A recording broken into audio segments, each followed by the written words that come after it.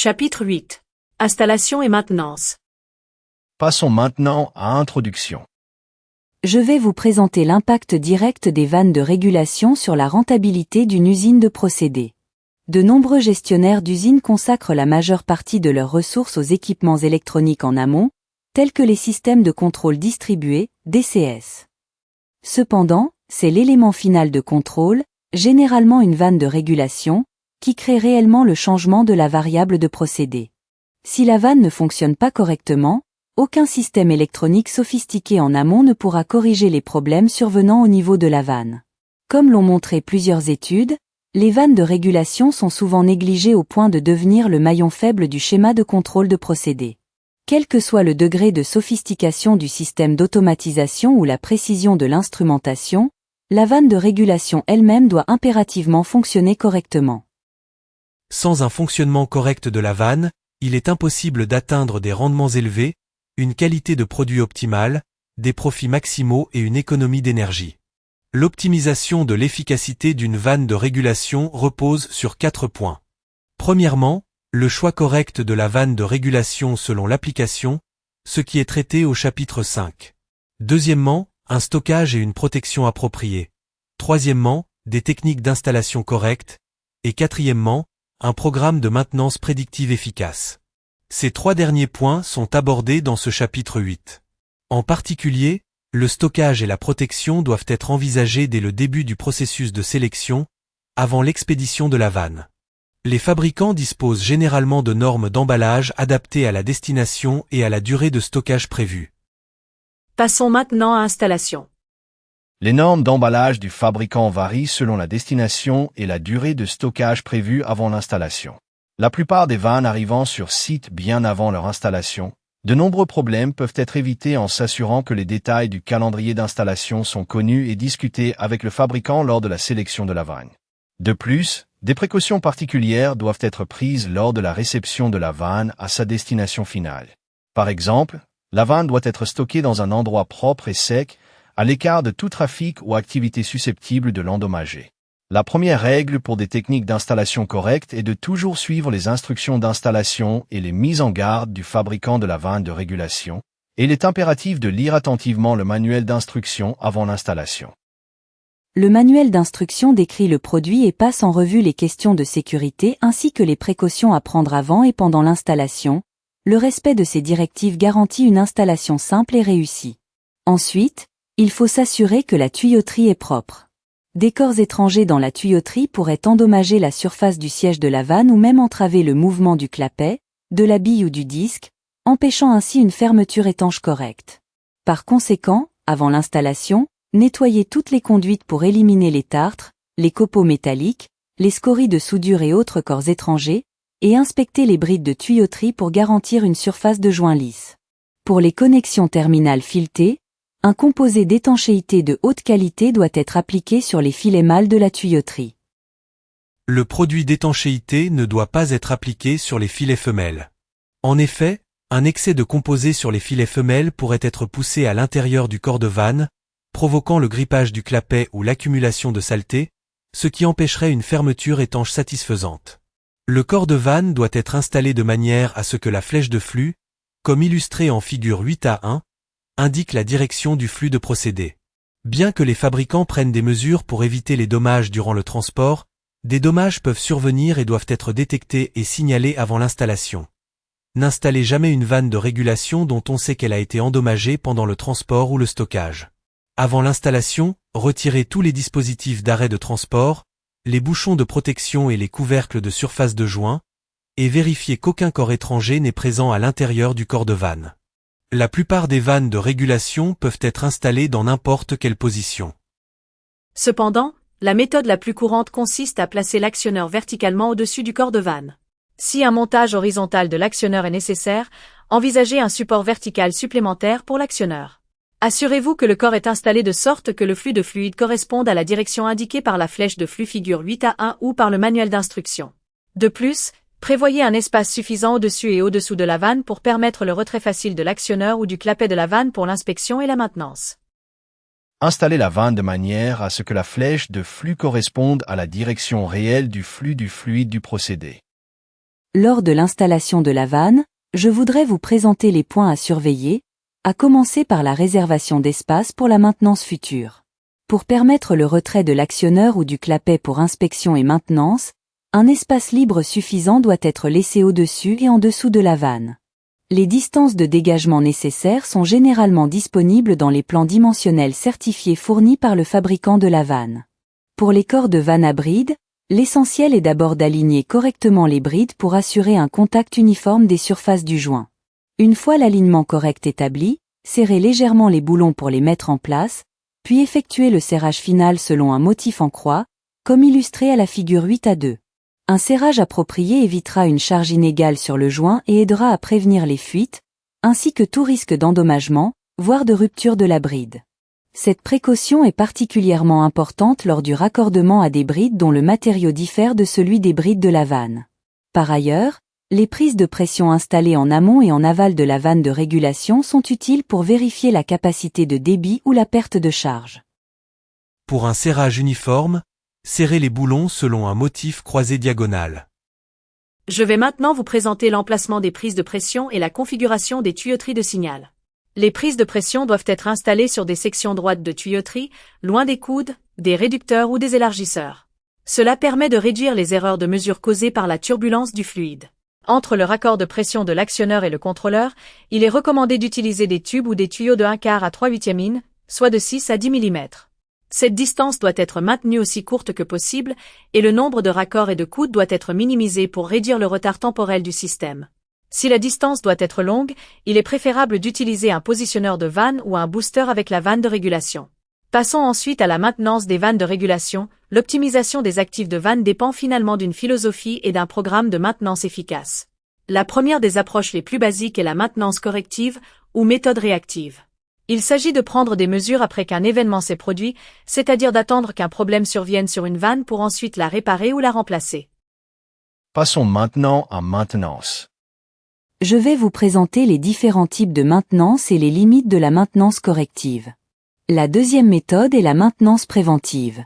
Cette approche consiste à prendre des mesures selon un calendrier établi basé sur l'historique, afin d'empêcher qu'un incident ne survienne.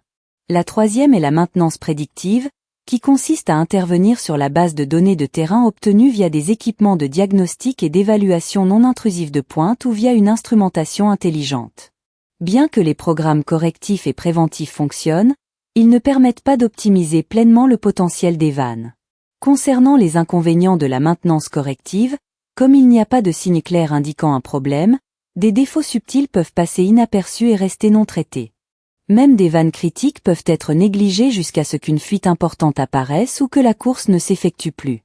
Dans certains cas, le retour d'information de la production permet de réagir avant que des problèmes graves ne se développent, mais inversement, des vannes parfaitement fonctionnelles peuvent être retirées inutilement sur simple suspicion de dysfonctionnement.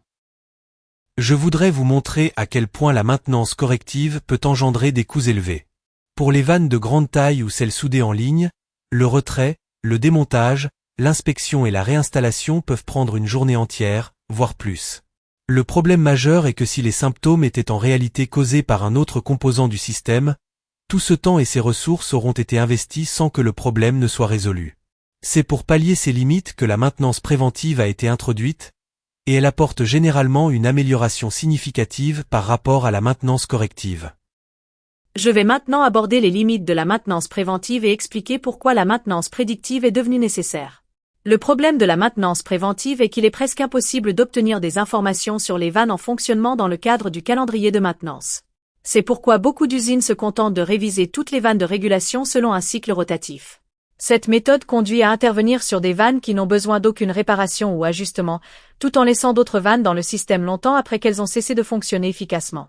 Récemment, pour maximiser la disponibilité du procédé, la tendance est d'allonger l'intervalle entre les arrêts techniques, turnaround, à 3 ou 4 ans, voire plus. Plus le temps de fonctionnement est long, plus les opportunités de diagnostic traditionnel sur vannes hors service diminuent. Le processus de maintenance traditionnelle se compose de 4 étapes, la première étant la détection des pannes. La majeure partie des efforts de maintenance des vannes est consacrée à la surveillance des vannes en service pour détecter l'apparition d'une panne. Je vais vous présenter les étapes restantes de la maintenance traditionnelle et la manière dont les fonctions de diagnostic ont commencé à transformer les méthodes de maintenance. Lorsqu'un défaut est confirmé, le processus de maintenance passe à l'étape de discrimination des défauts. À ce stade, les actifs de vanne sont évalués pour identifier la cause de la panne et déterminer la direction des mesures correctives. La troisième étape, la récupération du processus, consiste à mettre en œuvre les mesures correctives réelles pour corriger la source du défaut. La quatrième et dernière étape est la validation. Ici, les actifs de vanne sont évalués par rapport à l'état neuf ou à l'état de référence le plus récemment établi. Une fois la validation terminée, le processus de maintenance revient à l'état de détection des défauts. Ce flux a considérablement changé avec l'apparition d'instruments de vanne basés sur des microprocesseurs. Ces instruments permettent d'effectuer des diagnostics pendant le service, ce qui a permis aux entreprises de repenser leur méthode de travail pour la maintenance des vannes de régulation. Ces appareils numériques améliorent considérablement les aspects de détection et de discrimination des défauts par rapport aux programmes de maintenance traditionnels. Je vais vous présenter les fonctions de diagnostic en service des instruments de vanne basés sur des microprocesseurs. Comme illustré à la figure 8A3, ce diagnostic permet de détecter plusieurs problèmes sans avoir à isoler la vanne du procédé. Il détecte les problèmes de qualité de l'air instrument, les fuites et les restrictions de pression d'alimentation, et identifie également, côté vanne, le frottement excessif, la bande morte ainsi que les défauts d'étalonnage. Lorsqu'un problème est confirmé, sa gravité est signalée, les causes possibles sont énumérées et les mesures à prendre sont indiquées. Ces résultats de diagnostic sont généralement classés en l'un des trois états suivants. Premièrement, l'état vert signifie qu'aucun défaut n'a été détecté. La vanne doit rester en service et la surveillance doit se poursuivre. Deuxièmement, l'état jaune signifie qu'un défaut a été détecté, mais qu'il n'affecte pas encore le contrôle. Il s'agit d'un indicateur prédictif signalant que le problème détecté pourrait affecter le contrôle à l'avenir, et qu'une maintenance future doit donc être planifiée. Troisièmement, l'état rouge correspond au cas où un défaut affectant réellement le contrôle a été détecté. Il s'agit d'un programme de diagnostic non intrusif qui permet de prédire le moment de la maintenance en vérifiant l'état du système sans interruption de service. Passons maintenant à diagnostic.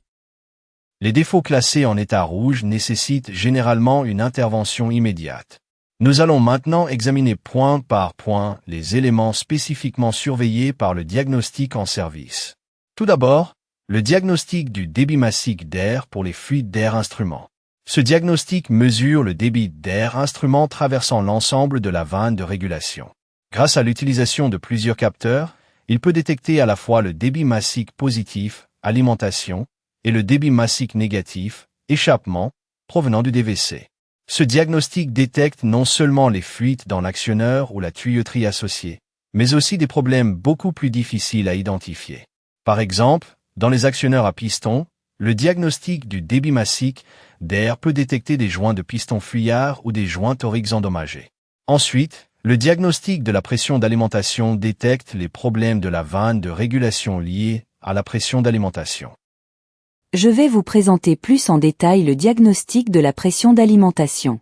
Ce diagnostic en service, illustré à la figure 8A3, détecte les valeurs de pression d'alimentation aussi bien trop basses que trop hautes. En plus de vérifier l'adéquation de la pression d'alimentation, ce diagnostic peut être utilisé pour détecter et quantifier le drop, chute de pression, de l'alimentation en air lors de grands déplacements de course.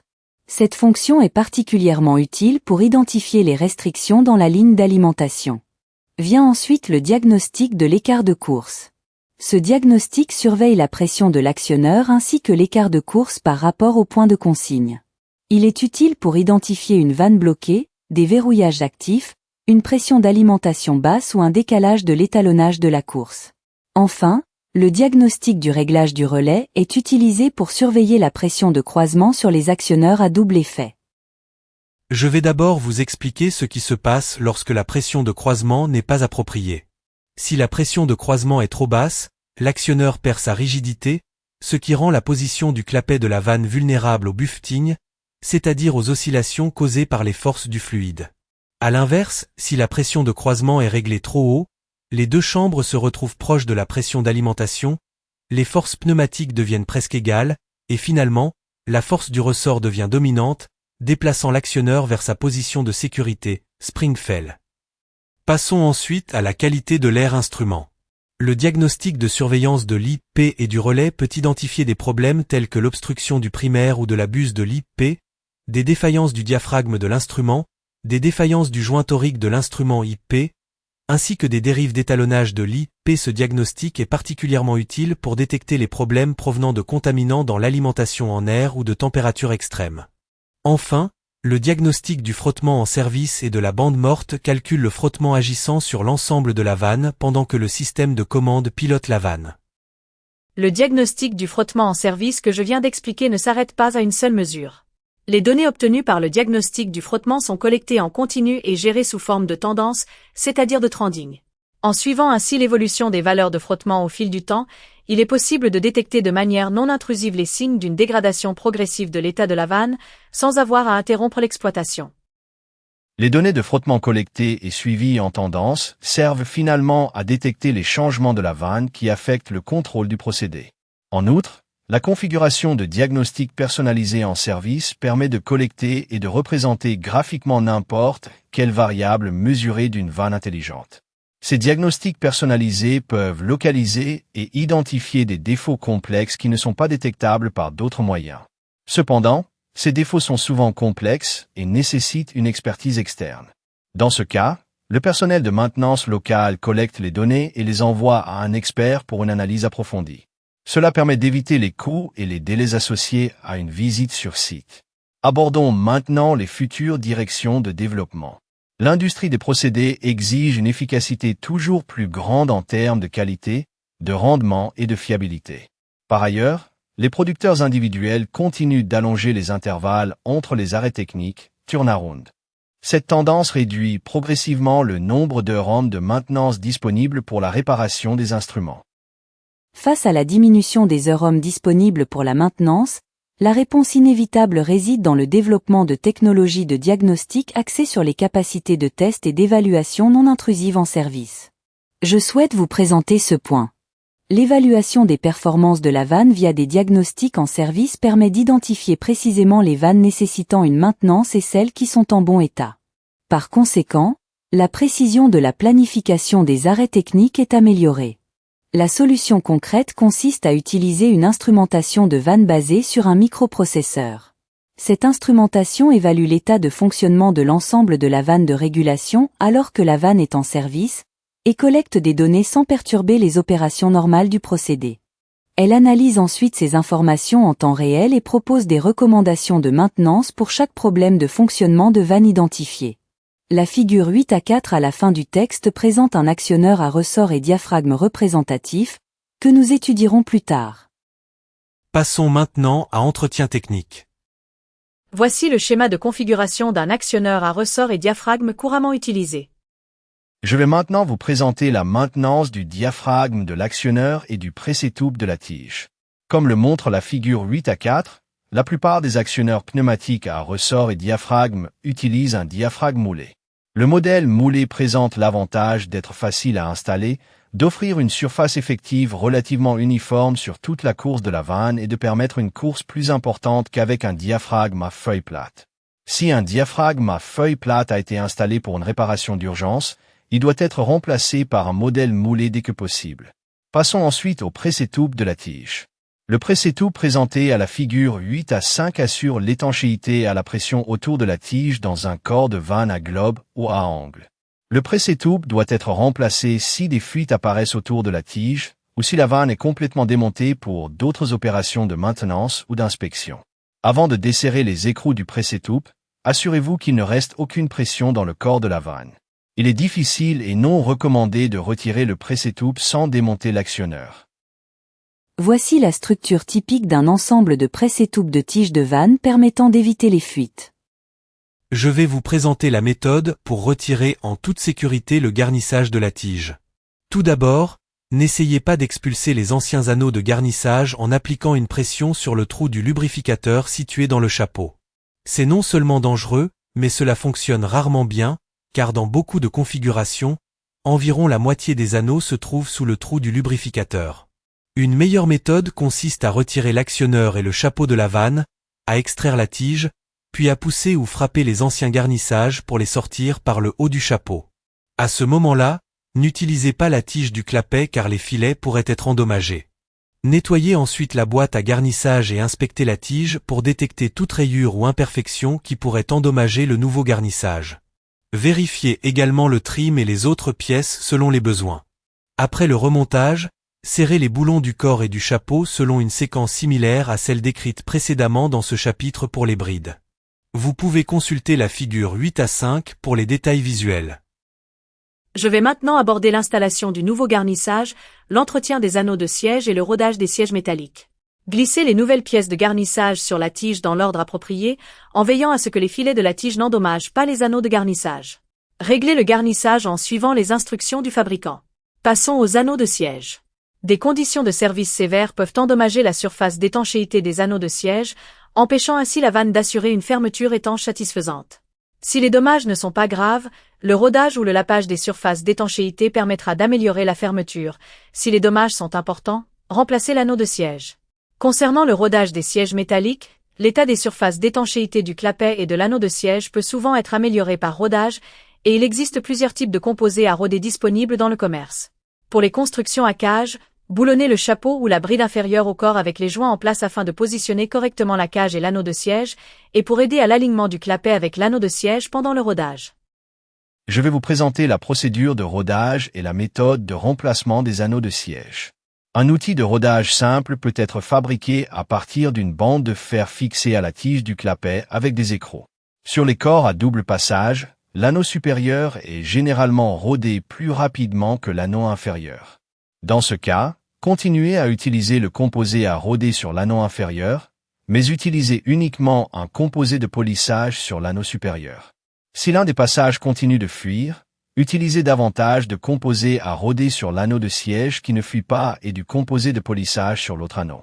De cette façon, l'anneau de siège qui ne fuyait pas sera usiné jusqu'à ce que les deux sièges entrent en contact simultanément. Ne laissez jamais un anneau de siège à sec pendant que vous rodez l'autre. Une fois le rodage terminé, nettoyez les surfaces d'étanchéité et effectuez un test de fermeture étanche. Si la fuite est toujours excessive, répétez la procédure de rodage. Pour remplacer les anneaux de siège, suivez les instructions du fabricant et, pour les anneaux filetés, utilisez l'extracteur d'anneaux de siège illustré à la figure 8 à 6. Je vais vous présenter les points à vérifier impérativement lors du retrait des anneaux de siège. Avant de tenter de retirer l'anneau de siège, vérifiez d'abord s'il a été pointé au corps de vanne.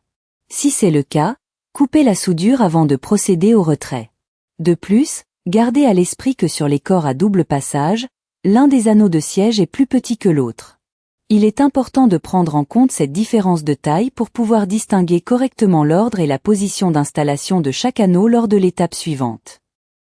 Je vais vous présenter la procédure de remplacement des anneaux de siège et le concept de réglage au banc, bench set. Tout d'abord, avant de retirer l'anneau de siège, vérifiez s'il est fixé au corps de vanne par un point de soudure, tack welt, et, si c'est le cas, coupez la soudure. Dans un corps à double passage, l'un des deux anneaux de siège est plus petit que l'autre. L'ordre d'installation varie alors selon le sens de fonctionnement. Pour les vannes à action directe, action push-down to close, installez d'abord le petit anneau dans l'orifice du corps le plus éloigné du chapeau, puis installez le grand anneau. À l'inverse, pour les vannes à action inverse, action push-down to open, installez d'abord le petit anneau dans l'orifice du corps le plus proche du chapeau, puis installez le grand anneau. Après avoir serré l'anneau de siège fileté, retirez tout l'excédent de composé d'étanchéité et fixez-le par un point de soudure, spot welt, pour s'assurer qu'il ne se desserre pas. Ensuite, le réglage au banc désigne la compression initiale appliquée au ressort de l'actionneur à l'aide d'un régulateur de ressort. L'extracteur d'anneaux de siège présenté à la figure 8 à 6 est l'outil utilisé pour retirer les anneaux filetés.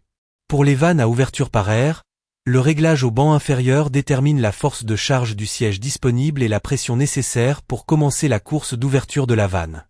En revanche, pour les vannes à fermeture par air, le réglage au banc inférieur détermine la pression nécessaire pour commencer la course de fermeture de la vanne. En nous basant sur le réglage du banc, bench set, expliqué précédemment, je vais maintenant vous présenter comment la force d'assise est déterminée.